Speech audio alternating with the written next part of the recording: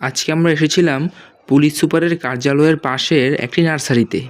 নার্সারিটির নাম হচ্ছে বিসমিল্লা নার্সারি। তো আমি আর আম্মু এসেছিলাম এখানে কিছু গাছ কিনতে। তো ঢুকতেই দেখলাম এতগুলো গাঁদা ফুল এক সারিতে সাজিয়ে রাখা হয়েছে। বাচ্চারা তাদের আপন মনে ক্রিকেট খেলছে। তারপর আরও ভিতরে ঢোকার পর দেখলাম লাউ গাছ আরও বিভিন্ন রং বেরঙের ফুলের গাছ এক সারিতে সাজিয়ে রাখা হয়েছে, যা দেখতে খুবই ভালো লাগছে। আর এখানে হচ্ছে অনেকগুলো আম গাছ। আরও সামনে আসার পর দেখলাম এতগুলো এক সারিতে বনফায়ার স্যালভিয়া গাছ সাজিয়ে রাখা হয়েছে।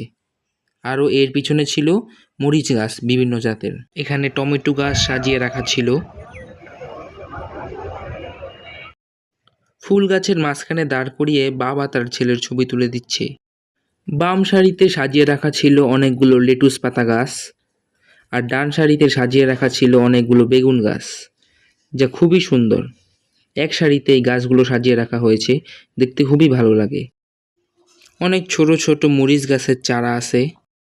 নার্সারিটির পূর্ব পাশে ছিল আমাদের নারায়ণগঞ্জের জেলা দায়রা জজ আদালতটি। সামনে আসতে দেখলাম ভ্যান গাড়ির ভিতরে অনেকগুলো ফুল আর ফল গাছ রাখা হয়েছে। এগুলো পরে জায়গায় জায়গায় ঘুরে বিক্রি করা হবে। এখানে মাটি এবং গোবরের সারও আছে, এখান থেকে মাটি এবং গোবরের সারও কেনা যাবে। এইটা হচ্ছে মালবেরি ফল, বড় হলে এগুলো লাল কালারের হয়ে যায়।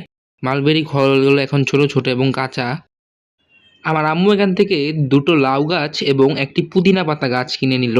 পরে আমরা এখান থেকে বের হয়ে যেতে শুরু করলাম। বের হওয়ার সময় দেখতে পেলাম এই বিড়ালটাকে। বিড়ালটা ব্ল্যাক অ্যান্ড ব্রাউনের কালারের মধ্যে খুব সুন্দর ছিল। এই বিড়ালটা এই নার্সারিতেই থাকে এবং বিড়ালটা কিন্তু খুব মিশুক ছিল। এখানে একটা আমড়া গাছও ছিল।